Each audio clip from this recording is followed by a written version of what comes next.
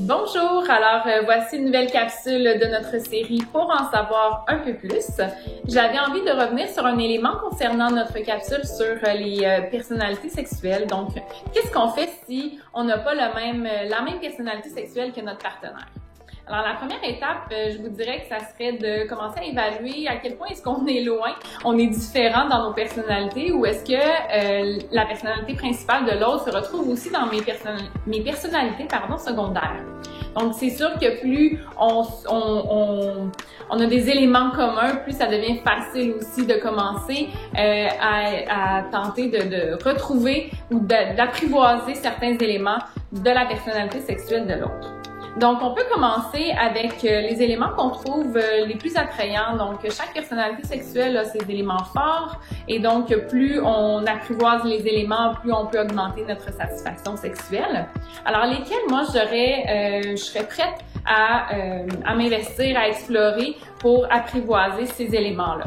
Donc, à partir de là, ça devient aussi plus motivant pour soi de tendre vers la personnalité sexuelle de l'autre personne.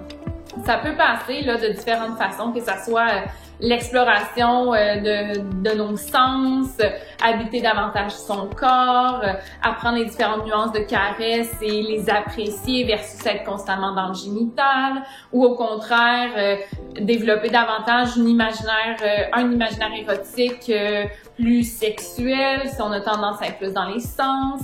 Alors, ça peut être vraiment là, allez-y avec l'exploration, que ça soit seul ou avec votre partenaire.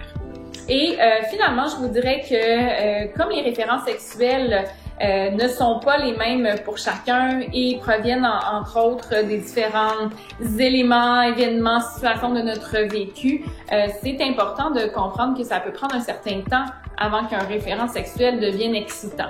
Donc, en ayant ça en tête aussi, ça fait en sorte qu'on se donne un petit peu moins de pression, on se met un petit peu moins de pression de dire comment ça, c'est pas déjà excitant pour toi ou comment ça l'est pas pour moi.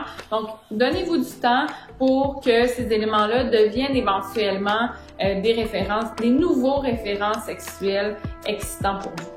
Alors, j'espère que ça va contribuer à la réflexion au niveau des personnalités sexuelles. Merci!